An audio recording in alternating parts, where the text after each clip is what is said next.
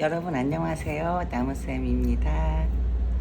오늘은 도스토옙스키의 가난한 여인들에 대해서 리뷰를 해볼까 합니다. 이 가난한 연인들은 그 도스토옙스키의 처녀작입니다. 처음으로 쓴 장편 소설이죠. 그리고 특이한 점은 서간체로 쓰여졌다는 것입니다. 남녀 주인공이 바로 서로 앞집에 살면서 편지로 서로 주고받았던 편지로 주고받았던 그런 이야기를 스토리로 만든 것입니다. 이 제목처럼 가난한 여인들은 내일 당장 굶어 죽어도 이상하지 않을 만큼 지독한 가난 속에서 서로의 영혼을 지켜주기 위해 온몸이 부서져라 발버둥 쳤던 두 남녀의 가장 처절하고 숭고한 러브 스토리라고 말할 수 있습니다. 단돈 몇 푼 때문에 사랑하는 연인을 사지로 보내야만 했던 이 슬픈 편지들의 비밀 속으로 지금 한번 들어가 보시죠. 여기 한 남자가 있습니다. 이름은 마카로 제부스킨. 나이는 지긋하고 이 사람이 그 17살에 관청에 들어갔고 관청에 들어간 지 30년이 흘렀다고 소설에 나오기 때문에 나이는 47살로 추정을 합니다. 그리고 직급은 평생 제자리인 초라한 하급 관리입니다. 구급 관리. 그리고 그의 편지를 받는 상대는 길 건너편 방에 사는 젊고 병약한 그 바렌카입니다. 바렌카는 젊다고 나오지 직접적으로 그의 나이를 추정할 수는 없는데 제가 볼 땐 한 20대 중반 정도 되지 않았을까, 이렇게 그냥 저가 추정해 볼 따름입니다. 그 마카리의 일상은 비참한 그 자체입니다. 그가 처음에 이사 와서 사는 하숙집의 방은 부엌 바로 옆 칸에 그 판자로 이렇게 막간 작은 방이고, 그 침대는 낡아 빠져가지고 막 삐그덕삐그덕 거리고, 옷차림이나 그 구두는 대놓고 더럽습니다. 하지만 마카르에게는 이 지옥 같은 삶을 견디게 해주는 단 하나의 빛이 있었죠. 바로 길 건너 바렌카의 창가에 놓인 화분, 그리고 작은 등불 하나, 그녀가 보내오는 따뜻한 편지 한 장이 그것이었습니다. 마카르는 자신이 끼니를 굶을지언정 쥐꼬리만한 급료가 나오면 바렌카를 위해서 사탕을 사고 과자를 사고 속옷을 사고 또 꽃을 사고 책을 사서 선물을 합니다. 이럴 때 바렌카는 매번 이제 편지로 말을 하죠. 제발 저를 위해서 돈 쓰지 마세요, 마카르. 당신 옷부터 챙겨 입으세요. 하지만 마카르는 고집스럽게 선물을 보냅니다. 왜였을까요? 이 선물의 의미가 뭐였을까요? 그 지독한 가난은 인간의 몸만 굶기는 게 아니라 영혼과 자존심까지 갈기갈기 찢어놓기 때문입니다. 마카르는 바렌카에게 무언가를 베풀고 그녀를 도울 때 비로소 나도 누군가에게 쓸모 있는 인간이구나, 나도 존엄성을 가진 한 사람의 인간이구나 라는 것을 느꼈던 겁니다.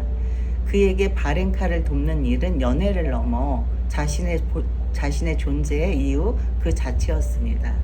하지만 현실의 바람은 너무나 차가웠죠. 바렌카의 건강은 날이 갈수록 악화되어 바느질 일을 할 수조차 없게 되었고, 마카르 역시 여기저기서 빚 독촉에 시달리며 벼랑 끝으로 몰리기 시작합니다. 돈을 빌려줄 사채업자를 찾아다니며 구걸에 가까운 애원을 해보지만 담보가 없다는 이유로 그에게 돌아오는 거는 침뱉음과 멸시뿐이었습니다. 그러던 어느 날 벼랑 끝에 선 그 마카르에게 최악의 사건이 터집니다. 며칠을 굶어 정신이 혼미한 상태로 문서를 베껴 쓰다가 고이 갈려인 각하의 서류에 치명적인 실수를 저지르는 것입니다. 공포에 질린 마카르는 각하의 방으로 불려갑니다. 성난 목소리로 꾸짖는 각하 앞에서 납작 엎드린 순간 너무 간절한 나머지 마카르의 그 달아 빠진 옷자락에서 단추가 너무 긴장을 한 나머지 마카르의 달아 빠진 그 옷자락에서 단추가 툭 하고 떨어져서 굴러가는 겁니다.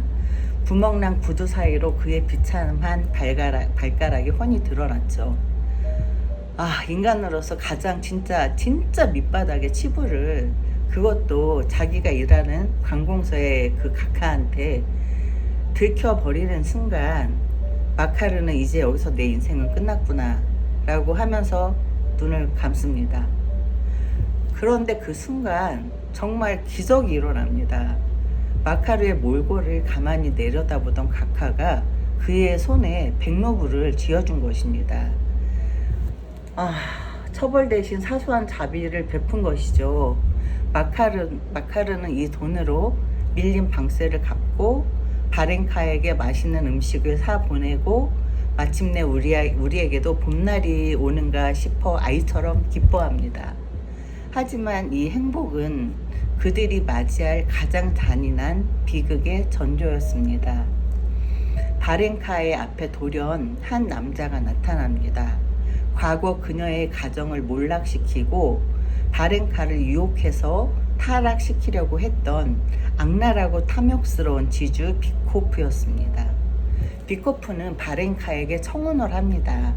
그녀를 사랑해서가 아니라 친척들에게 자신의 유산을 한 푼도 주지 않기 위해서 자신과 결혼해 합법적인 자신을 낳아줄 건강한 젊은 아내가 필요했던 것이었죠. 바렌카는 비코프를 죽도록 혐오했습니다. 하지만 그녀는 현실을 보았습니다. 이대로 있다가는 마카르도 자신도 함께 굶어 죽거나 병들어 죽을 것이 뻔했습니다. 자신을 위해 평생 빚더미에 앉아 피를 흘리는 늙은 마카르를 더는 볼 수 없었던 바렌카는 결국 영혼을 팔아 비코프와의 비극적인 결혼을 선택합니다. 가장 가슴 아픈 것은 그 이후입니다. 결혼을 결심한 바렌카는 시골 영지로 떠나기 전에 결혼식에 쓸 화려한 혼수용품, 이런 것들을 사기 위해 마카르에게 심부름을 시킵니다. 사랑하는 여인을 다른 남자에게 보내야 하는 마카르는 가슴이 난도질 당하는 고통 속에서도 그녀의 마지막 부탁이기에 눈물을 흘리며 빼떼부레 그의 상정가를 헤맵니다. 남이 입을 웨딩드레스의 깃을 만지며 그가 흘렸을 피눈물은 감히 상상할 수조차 없겠죠. 마침내 이별의 날이 왔습니다. 마카르는 마지막 편지에서 목 놓아 울부짖습니다. 바렌카, 제발 가지 마세요.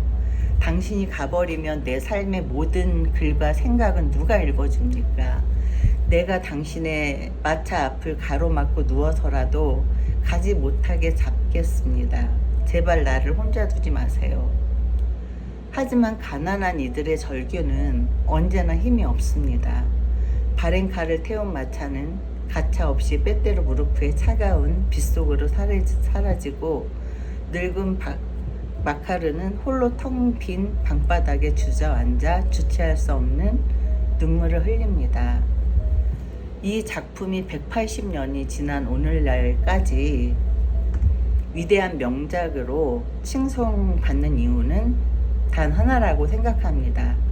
가난하고 보잘것없는 이들의 가슴 속에도 그 어떤 귀족이나 부자들보다 더 깊고 숭고한 감정이 깃들어 있음을 가장 아프게 증명해 보이기 때문이 아닐까.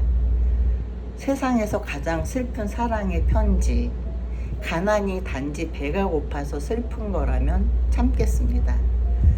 하지만 인간의 그 존엄을 똥통에 빠뜨려 놓습니다. 제 표현이 너무 과격할까요?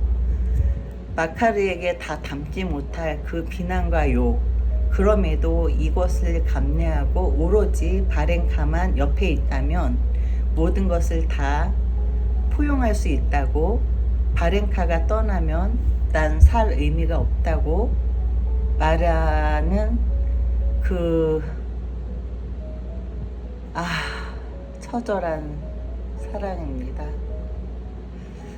가난한 연인들이라고 해서 저는 가난이라는 거에 그 주제의 방점이 찍혀 있겠지라고 생각을 했는데, 물론 여기서 가난도 중요하지만 가난 이면에 가난으로 인해서 인간에게 발생할 수 있는 그 모욕적이고 그런 모든 것들이 이 편지에 다 담겨 있다는 것을 읽으며 네, 이렇게 슬펐던 적도 없는 것 같습니다.